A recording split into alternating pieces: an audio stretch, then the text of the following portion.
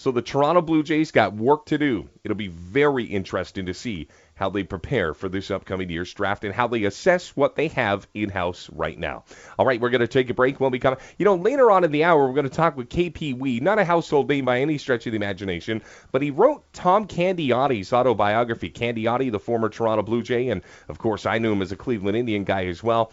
An amazing story on how he got to write the biography, and then of course when he got to learn a little bit about Tom Candiotti, the things he uncovered were, again, probably part of the reason he's one of the best book writers in the city. We're going to take a break. When we come back, we're going to look at this Vancouver Canadians team in the second half and see what they did right, because again, after their 9-game losing streak in the second half, they actually played some of the best baseball in Northwest League. We'll tell you how right here on CanadiansBaseball.com and on TSN 1040. 1-1-0 pitch down the third baseline. Scoots off the ball. Canadians will win this baseball game. This is Vancouver Canadians Game Day, powered by Booster Juice. Here's your host, Rob Fay.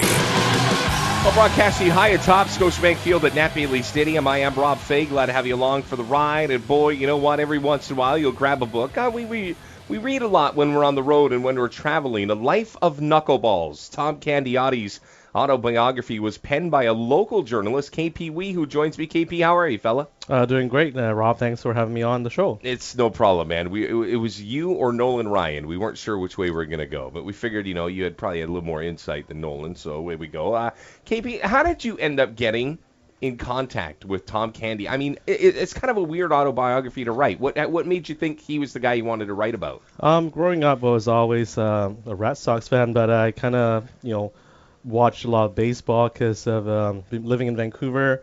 We got a lot of TSN games of the Blue Jays playing against, somebody else. But I thought, when the 91 Blue Jays made it to the playoffs, Candiotti was one of their best pitchers. He just didn't get any recognition because he threw a knuckleball, which is, not exactly like a quote-unquote sexy pitch that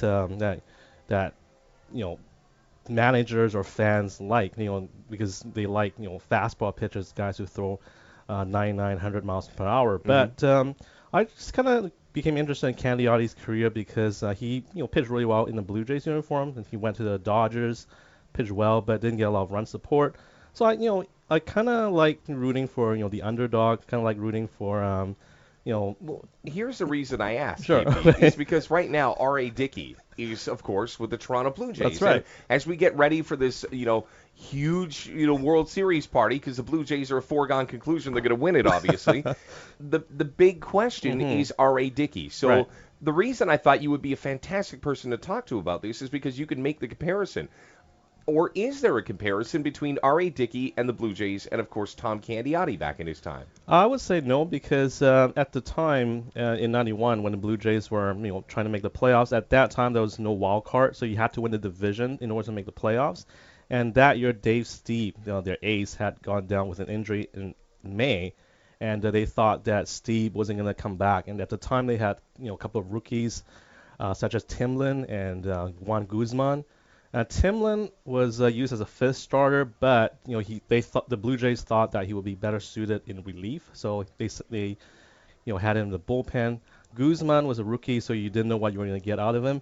He actually eventually won 10 games in a row, so that was great. But at the time, they didn't know that he was going to deliver, so they had to go get a starter like a Tom Candiotti or a Greg Sundell, and they ultimately trade for Candiotti, who filled a role because, the guy who would go 7 innings, 8 innings, pitch complete games, and kind of take the pressure off of the young pitchers or the other starters, and, have the bullpen rested, because at the time, Dwayne Ward was pitching over 120 innings, and he needed days off. Yeah, he needed some time. But if you look at the current Blue Jays, and this is something that I've always talked about, Dickey, if you look at the stats, like the last couple of years for the Blue Jays, he's gone 6 innings consistently. He throws a knuckleball, but I think they only want him to be out there for 6 innings, 7 innings at the most. I know he threw like a complete game against the Indians just recently, but I kind of look at Dickey as kind of a 6-inning pitcher, and right now they do have David Price,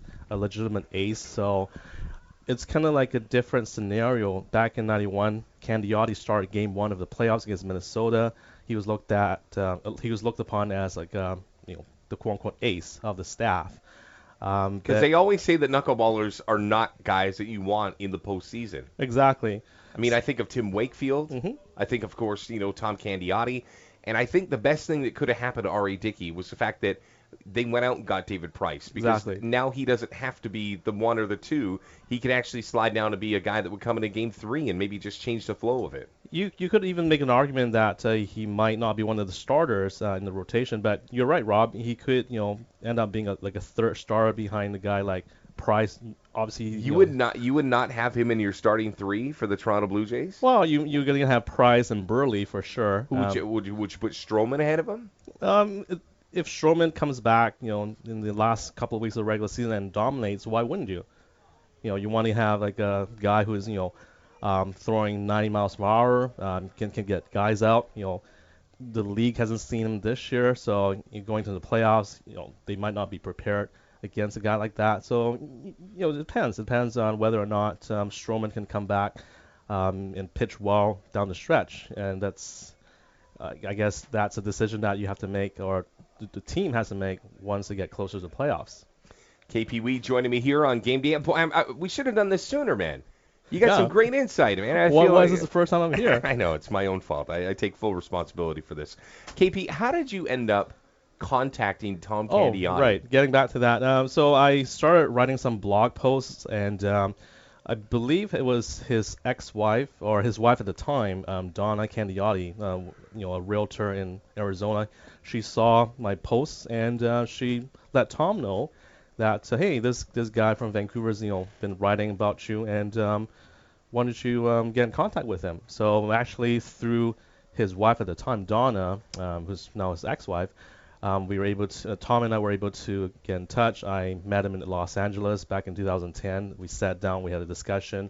He agreed that, he would let me write his autobiography, and, and the rest is history. And we were in contact consistently throughout that summer of 2010.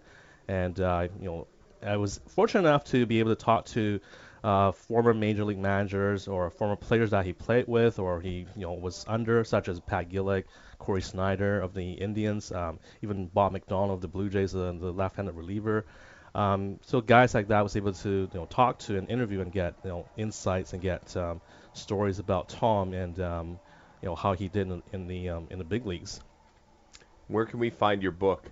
Is it online? Is it available anywhere? Amazon.com is where you can find this book. It's called A Life of Knuckleballs. That's Tom Candiotti, A Life of Knuckleballs by KP Wee. I love it. And the reason I like it is, again, I know you say that there's not a 100% comparison, but again, knuckleballers are a unique breed. And the fact that the Blue Jays have one right now in R.A. Dickey, I think it would give some insight into just the psyche of maybe a guy that doesn't have the same arsenal as everybody else. And I'm sure it's a fantastic read, start to finish. More than anything, I appreciate you making time for me, man. KP Wee, I can't believe it took me to the very last game. What are we talking about Canadians now? Yeah, maybe. I got Mike Hanifin who wants to talk about Canadians. Okay. He's been badgering me to do this. But, okay, very quickly. Yes. I want your assessment on one guy, a guy that you've watched this year, John Harris. Okay. All right. Are the numbers deceiving?